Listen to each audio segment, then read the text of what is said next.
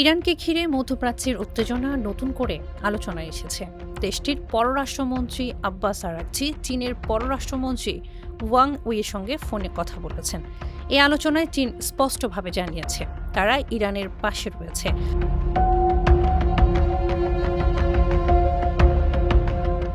একই সঙ্গে বেইজিং কূটনৈতিক সমাধানের ওপর জোর দিয়েছে এবং এই সংকট নিরসনে সহায়তার আশ্বাস দিয়েছে। ইরানের পক্ষ থেকে বলা হয়েছে, উপসাগরীয় অঞ্চল এবং স্ট্রেইট অফ হরমুজ এই যুক্তরাষ্ট্রের উস্কানিমূলক কার্যক্রম পরিস্থিতিকে আরও জটিল করে তুলছে।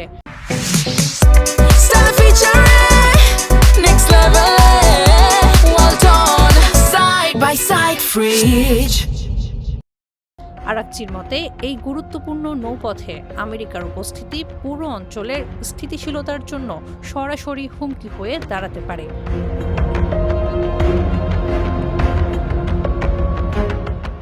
এদিকে চীনের পররাষ্ট্রমন্ত্রী ইরানি জনগণের সহনশীলতার প্রশংসা করেছেন এবং বলেছেন, আলোচনার মাধ্যমে এই সংকটের চূড়ান্ত সমাধান সম্ভব। অন্যদিকে যুদ্ধবিরতি নিয়েও আসার খবর পাওয়া যাচ্ছে। ইসরায়েলি সূত্র জানিয়েছে, যুক্তরাষ্ট্র ও ইরানের মধ্যে চলমান যুদ্ধবিরতির মেয়াদ বাড়ানো হতে পারে।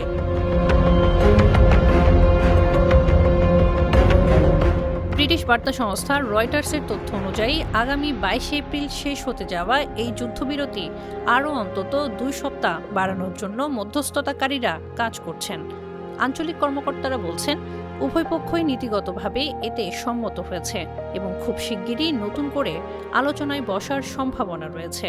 সব মিলিয়ে উত্তেজনা থাকলেও কূটনৈতিক প্রচেষ্টায় সংকট সমাধানের একটি সম্ভাবনাময় পথ তৈরি হচ্ছে।